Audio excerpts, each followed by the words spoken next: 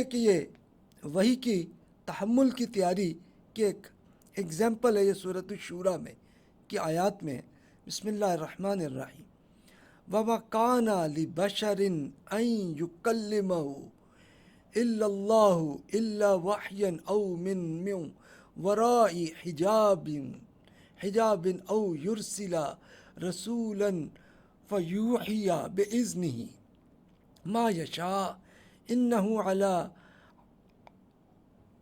حَكِيمٌ عَلِيٌّ حَكِيمٌ وَكَذَلِكَ أَوْحَيْنَا إِلَيْكَ رُوحًا مِّنْ أَمْرِنَا مَا كُنْتَ تَدْرِي مَا الْكِتَابُ وَلَا الْإِيمَانُ وَلَكِنْ جَعَلْنَاهُ نُورًا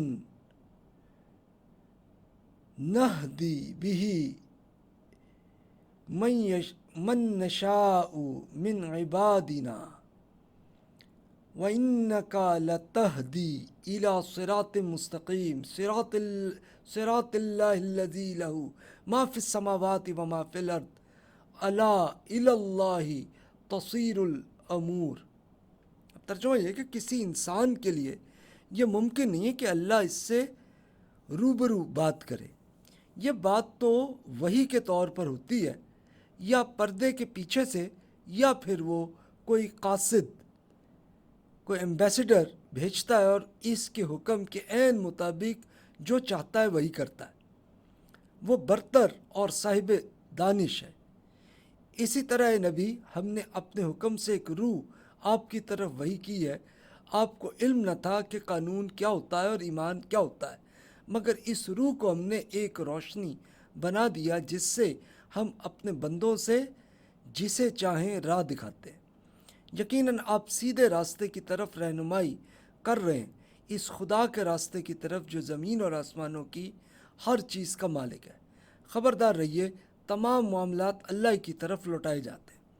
یعنی یہ تھا کہ رسول اللہ صلی اللہ علیہ وسلم پہ نبوت آئی تو پھر یہ پوری ڈیٹیل بھی بتائی کہ جی آپ پہ ایسے آتی ہے کہ آپ کو اللہ تعالیٰ کا جو قانون ہے اس کا زیادہ آپ کو علم نہیں ہے، ایمان کا بھی بیسک پتہ ہے لیکن پوری ڈیٹیل نہیں پتہ، تو وہ میں اس طرح کرتا ہوں۔ اور یہ اللہ تعالیٰ ڈائریکٹلی گفتگو نہیں کرتا، بلکہ وہ طریقہ یہ ہوتا ہے کہ وحی کے ذریعے، وحی کا مطلب یہ کہ ذہن میں پورا آئیڈیا آ جاتا ہے، اور پردے کے پیچھے سے بھی یہ ہو جاتا ہے واقعہ کہ ملاقات نہیں ہوئی لیکن یہ آئیڈیا پورا آ گیا۔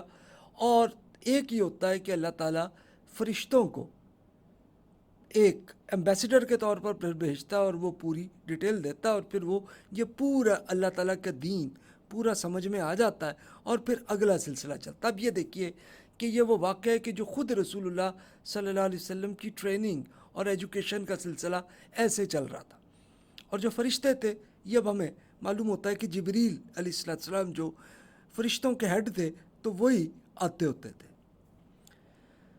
اب پڑھنے کا طریقہ کار یہ جیسے روایات میں آتا ہے کہ سورۃ العلق کے اندر یہ حکم ہوا کہ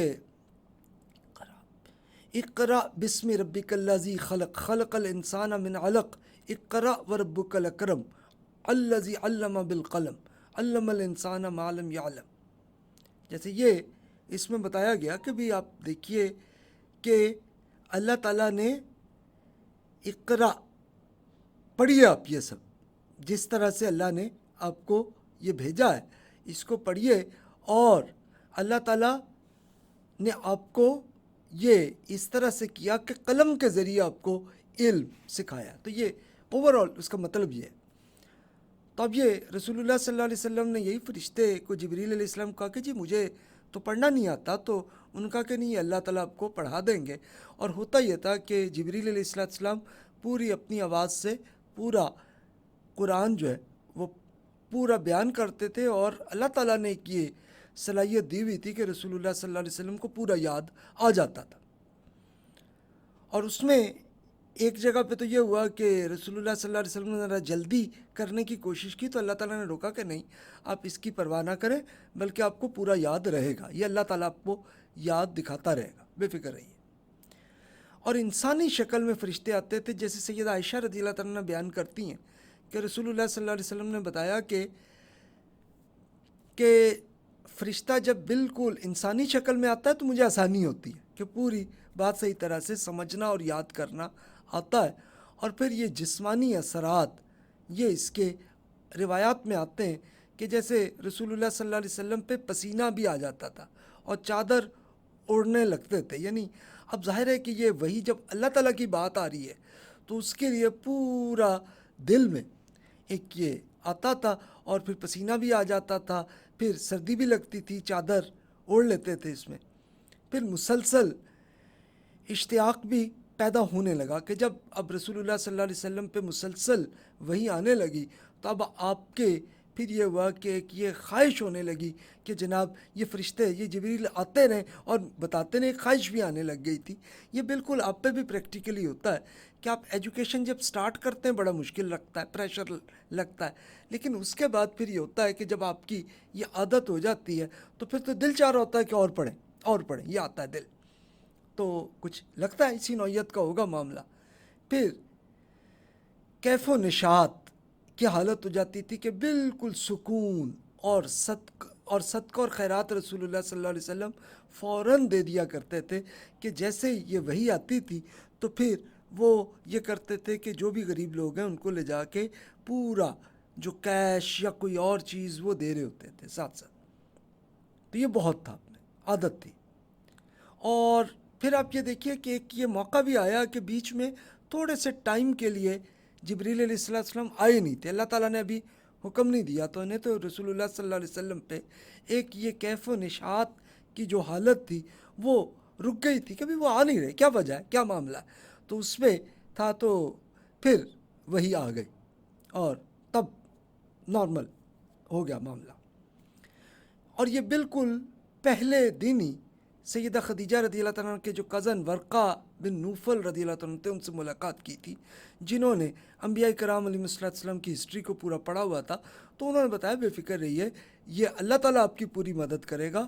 اور پھر انہوں نے, اب ورقہ بن نوفل رضی اللہ تعالیٰ عنہ بہت بزرگ ہو چکے تھے تو انہوں نے ایمان لائے اور انہوں نے کہا کہ بھی میری خواہش ہے کہ اللہ تعالیٰ مجھے یہ زندگی دے اور طاقت دے تو میں پوری آپ کے اس دعوت کے کام کی میں پوری ہیلپ کر سکوں. میں خواہش تھی, لیکن کچھ عرصے بعد ہی وہ وفات بھی آ گئی انہیں. تو یہ تھا, لیکن خواہش تھی. ظاہر ہے کہ انہوں نے صحابہ کرام جو حضرت عیسیٰ علیہ السلام کے تھے ان کی اسٹڈی کی ہوئی تھی کہ بھی جناب انہوں نے حواریوں نے کیسی دعوت کو پھیلایا تھا, تو میں بھی ایسا کروں. خواہش تھی ان میں, لیکن اللہ تعالیٰ نے ان کو یہ رسپانسبلٹی نہیں دی اور ان کو اس دنیا سے رخصت کر کے وہ چلے گئے. یہ ایک ایگزامپل تھی حضرت رسول اللہ صلی اللہ علیہ وسلم کی تعلیم و تربیت کا سلسلہ کیسا چل رہا تھا.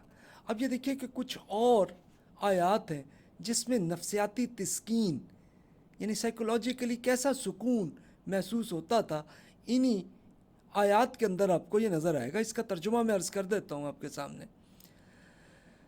سورہ آل عمران میں, اگر یہ آپ کو جھٹلا رہے ہیں تو پرواہ نہ کیجیے کہ آپ سے پہلے رسولوں کو جھٹلایا جا چکا ہے, حالانکہ وہ روشن دلائل, صحائف اور روشن کتاب کے ساتھ آئے تھے. یعنی یہ تھا کہ رسول اللہ صلی اللہ علیہ وسلم دعوت پہنچا رہے تھے لیکن بہت سے لیڈرز وہ ایمان نہیں لا رہے تھے, تو آپ کے دل پہ دکھ محسوس ہو رہا تھا. تو اللہ تعالیٰ نے سیٹل کر دیا, ایک یہ بتایا کہ بھی بے فکر رہیں, پہلے رسولوں کا بھی ایسا ہی ہوا ہے معاملہ. تو آپ پہ آپ کی رسپانسبلٹی صرف اتنی ہے کہ اگرچہ روشن دلائل, صحائف اور روشن کتاب بھی لے کے وہ آئے تھے, تو تب بھی جو ان کے یہ لیڈرز نہیں مانے, آپ کے بھی نہیں مانیں گے, پرواہ نہ کریں. تو رسول اللہ صلی اللہ علیہ وسلم کے اندر تسکین آ گئی, سکون مل گیا کہ ٹھیک ہے جی. ورنہ آپ کو یہ لگ رہا تھا کہ بھی یہ میری کوئی ایسا معاملہ تو نہیں ہے کہ لوگ ایمان نہیں لائے, میری غلطی ہو. تو اللہ تعالیٰ نے بتایا نہیں, آپ کی غلطی نہیں ہے, یہ انہی لوگوں کی نیت خراب ہے, یہ بتایا. پھر آگے ارشاد ہوا, یہ جیسے مثال کے طور پہ سورۃ الشعراء کے اندر ہے, اے نبی شاید آپ اس غم میں اپنی جان دے دیں گے کہ یہ لوگ ایمان نہیں لاتے. ہم اگر چاہیں تو آسمان سے ایسی نشانی نازل کر سکتے ہیں کہ ان کی گردنیں اس کے آگے جھک جائیں, مگر ایسا کرنا ہماری اسکیم کا حصہ نہیں ہے اور اس کا کوئی فائدہ بھی نہیں ہے, کیونکہ ان لوگوں کے پاس رحمان کی طرف سے جو نئی نصیحت بھی آتی ہے یہ اس سے منہ موڑ لیتے ہیں. یعنی اب جو قریش کے لیڈرز تھے تو وہ ان کے خود انہوں نے اللہ تعالیٰ کو ریجیکٹ کرنے کا ایک ڈیسیجن لیا ہوا تھا. تو اللہ تعالیٰ نے اس لیے سوچا کہ بھی یہ اللہ تعالیٰ کو پہلے ہی معلوم تھا کہ یہ ایسا ہی ہے تو اس میں نہیں آئے گی. تو اس لیے رسول اللہ صلی اللہ علیہ وسلم کو بتایا کہ آپ پہ تو اتنا غم آتا ہے کہ آپ جان اپنی دے دینا چاہتے ہیں جیسے بھی ہو, یہ دعوت صحیح طرح پہنچ جائے تو یہ نہیں لائے, کوئی آپ بالکل پرواہ نہ کریں. اب دیکھیں یہ بھی سکون کرنے کی ایک آیت ہے. پھر سورۃ الانشراح میں یہ فرمایا گیا کیا ہم نے آپ کے لیے آپ کا سینہ کھول نہیں دیا اور آپ سے وہ بوجھ اتار نہیں دیا جس نے آپ کی کمر توڑ رکھی تھی, اور آپ کے لیے آپ کا ذکر بلند نہیں کر دیا. ان سب انعامات کو مد نظر رکھتے ہوئے یاد رکھیے کہ یقیناً تنگی کے بعد آسانی آ جائے گی. جی ہاں, تنگی کی یقیناً آسانی آ جائے گی. تو جب آپ اپنے کاموں سے فارغ ہو جائیں تو عبادت کے لیے کمر باندھ لیجیے اور اپنے رب کی طرف راغب ہو جائیے. یعنی اب یہ بھی تھا کہ اب رسول اللہ صلی اللہ علیہ وسلم جب یہ دعوت پہنچا رہے تھے تو اس وقت لوگ نہیں مان لا رہے تھے. اب یہ سورہ جو علم نشرح صورت ہے تو یہ پوری صورت میں یہی آیا کہ جی آپ بے فکر رہیں, آپ پہ یہ پوری رسپانسبلٹی نہیں آپ سے ہٹا دی گئی ہے کہ جس میں آپ سوچ رہے تھے کہ بھی یہ میں دعوت پہنچاؤں گا اور لوگ ایمان لائیں گے. نہیں لائے, نو پرابلم, اس پہ آپ کو کوئی پرواہ نہیں ہے. آپ آرام سے صرف اللہ کا میسج پہنچا دیجئے, یہ پہنچا دیجئے, دیٹس اٹ. اس کے بعد آگے تنگی کے بعد آسانی بھی آئے گی. اب تنگیاں بہت آ رہی تھیں کہ اب رسول اللہ صلی اللہ علیہ وسلم پہ سائیکولوجیکلی ٹارچر کر رہے تھے.